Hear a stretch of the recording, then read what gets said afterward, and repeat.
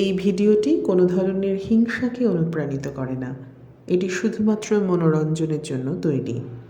এর সাথে যদি কোনো ব্যক্তি বা ঘটনার মিল থাকে তাহলে তা সম্পূর্ণ অনিচ্ছাকৃত এবং কাকতালীয়।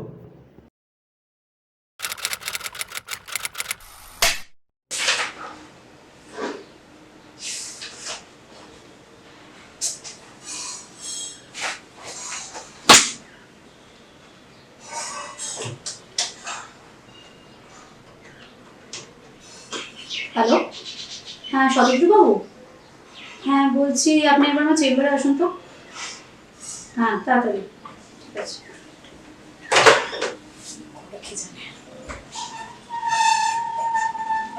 আসবো ম্যাডাম? হ্যাঁ আসুন, বসুন। বসুন। আপনি আমায় ডেকেছিলেন না? হ্যাঁ ডেকেছি। আচ্ছা, আপনার কি হয়েছে বলুন তো? গত 7-8 দিন ধরে আমি দেখছি আপনার কাজে কোনো তো মনই নেই, আর কাজকর্ম করার কোনো ইচ্ছেও বোধহয় আপনার মধ্যে নেই, আমি যতটুকুনি দেখছি। আপনি যে রিপোর্টসগুলো জমা দিয়েছেন, জাস্ট গো থ্রু ইট, আপনি যে রিপোর্টসগুলো আমাকে জমা দিয়েছেন সেগুলো একটা ক্লায়েন্ট অ্যাপ্রুভ করেননি। আচ্ছা, ডু ইউ রিয়েলি থিঙ্ক যে এভাবে কাজ করে আপনি কোম্পানির খুব উপকার করছেন? আপনার কি সেটা মনে হচ্ছে কোনো কারণে? আর আপনার এই ভুলভাল কাজের জন্য আমাকে কথা শুনতে হচ্ছে।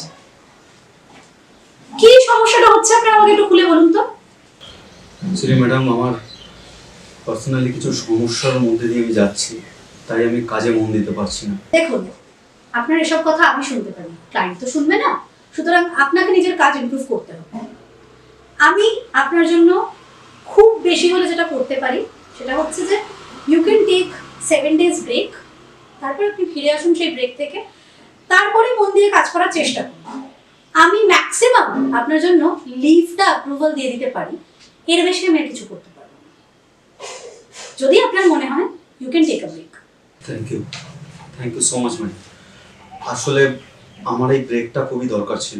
ঠিক আছে, ফাইলটা নিয়ে যান, কমপ্লিট করে আমাকে দেবেন, আর বিকেলের মধ্যে মেলটা করে দেবেন আপনার লিভের, আমি অ্যাপ্রুভ করে দেবো। প্লিজ একটু কাজটা ঠিক করে করার চেষ্টা করুন। থ্যাংক ইউ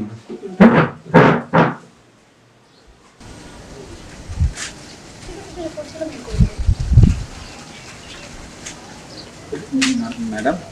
আরে সদস্য, কি ক্যাবের জন্য নাকি? হ্যাঁ ম্যাডাম।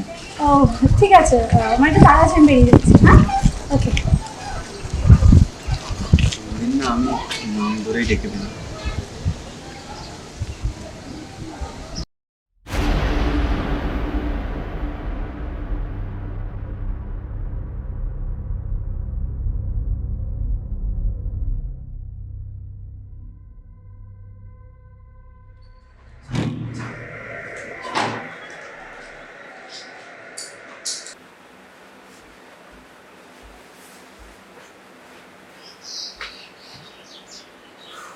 ট্রেনটা এত লেট করলো, না আরো আগে চলে আসতাম।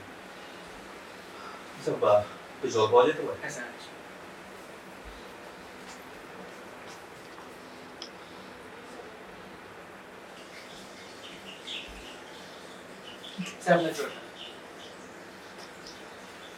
আপনার কেটে লাগবে? আচ্ছা স্যার, আমি ফ্রেশ হয়ে নিচ্ছি।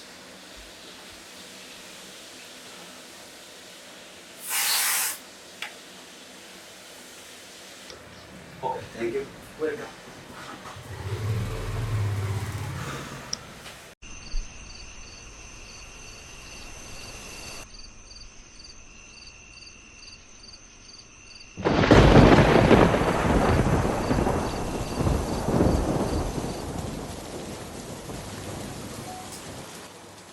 কারণ যে অফিসটা ছুটি দিল কেন?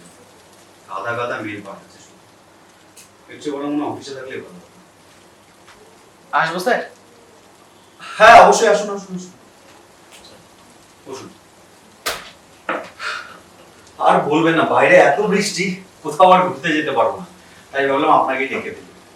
তা আপনি কি এই হোটেলে চাকরি করেন? আসলে হোস্টেলে নতুন হয়েছে, আমার দাদা এই হোটেলে ম্যানেজার, আপাতত আমার দুজনেই ম্যানেজার।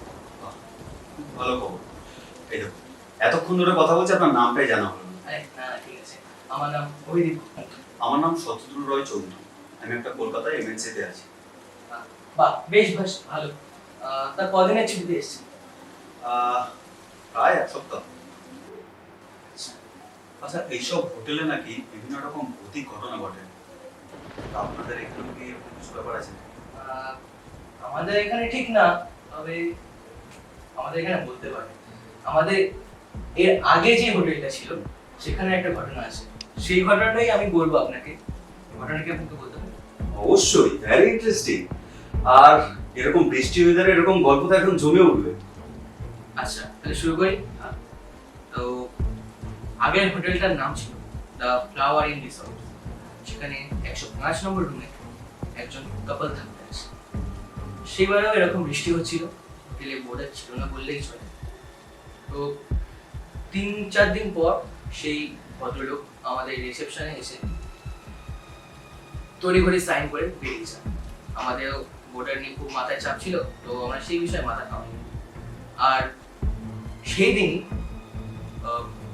এক বয় চিৎকার শুনে আমরা 105 নম্বর রুমে দেখি সেই ভদ্রমহিলার দেহ শাওয়ারের সঙ্গে কন্যা দিয়ে ঝোলানো অবস্থা।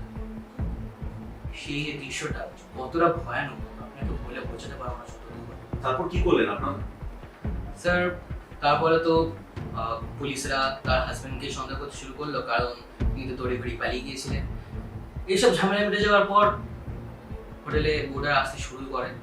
তারপর হঠাৎ একদিন এক কাপল এসে আমাদেরকে বলেন যে তারা নাকি বাথরুমে একজন বউ মতন কাকে দেখতে পেয়েছেন। এরকম রিপোর্ট 5 থেকে 6 বার আসার পর আমাদের বোর্ডারের সংখ্যা কমতে থাকে। তো তারপরে সবাই মিলে ডিসাইড করা হয় যে এই হোটেলটাকে ভেঙে একটা নতুন হোমস্টে তৈরি করা হবে, মানে এই হোমস্টে তৈরি করা হবে। বুঝলেন সত্যবাবু, এই হলো সেই ভৌতিক ঘটনা। তাহলে আরে বসুন না, রেস্ট পরে নেওয়া যাবে। আর আপনার যদি তাড়া না থাকে একটু বসে যান। অ্যাকচুয়ালি আমি যদি আপনাকে একটা প্রস্তাব দিই, যদি কিছু মনে না করেন। আপনি এতক্ষণ ধরে এই গল্পগুলো শোনালেন, সত্যি কথা বলতে আমার একটু ভয় ভয় লাগছে। আর তার মধ্যে বাইরে এরকম ওয়েদার। কিছু যদি মনে না করেন, আজকের রাতটা যদি আপনি এখানে থেকে যান। দেখুন স্যার, হয়তো এরকম নিয়ম নেই। আচ্ছা, আমি তার থেকে পারমিশন নিয়ে আসছি। প্লিজ। আসবো স্যার? হ্যাঁ, অবশ্যই, পারমিশন গ্রান্টেড। তাহলে হ্যাঁ। জানেন, আপনার এই গল্পের সাথে না আমার অফিসের ঘটনার সাথে খুব মিল করে। যেমন ধরুন, যখন আমি লেট নাইট পর্যন্ত অফিসে কাজ করতাম, ওয়াশরুম থেকে বেশ কয়েকবার আওয়াজ আসতো। যখন আমি দৌড়ে যেতাম, কি দেখতাম কিছুই না। আমি আবার কাজে বসতাম, আবার কিছু না কিছু একটা অলৌকিক ঘটনা ঘটতো। ধরুন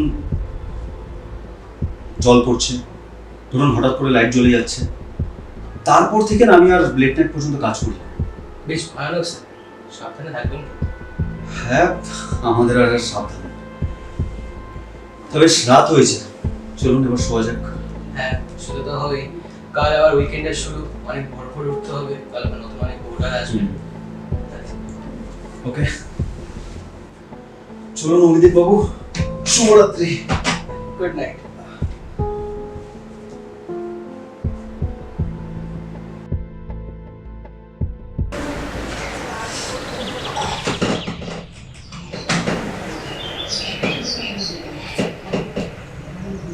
পাঁচটা, ঠিক আছে।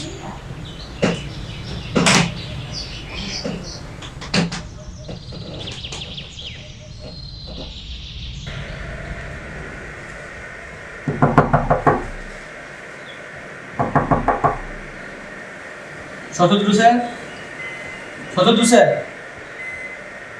শতদ্রু স্যার।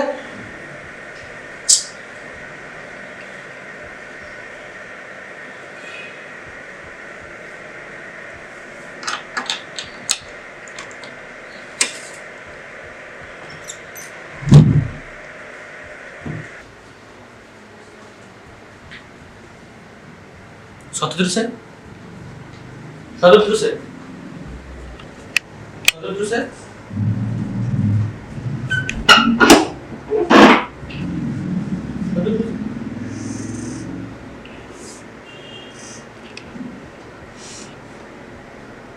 শতদ্রু স্যার গেলেন? এখানেই তো ছিলেন, আজ তো আমি তো ওনার সাথেই ছিলাম। চেয়ারে কি রেখে গেছেন আর ব্যাগও আছে, বালিশও একই জায়গায় আছে, তাহলে উনি গেলেন কোথায়? এখানে কেউ নেই।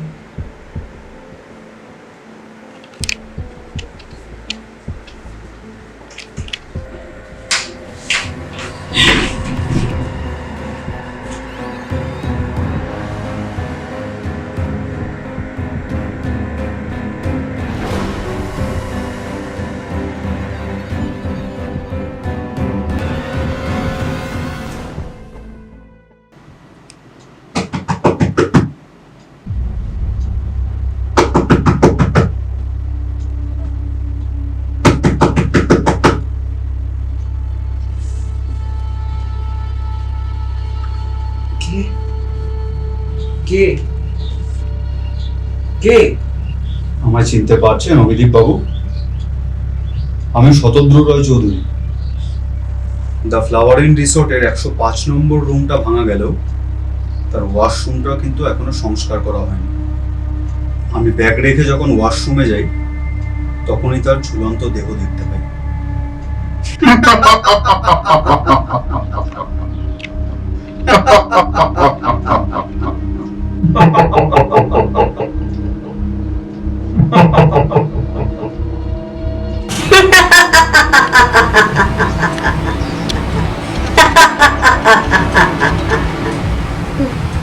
There are more things in heaven and earth, Horatio, than are dreamt of in your philosophy.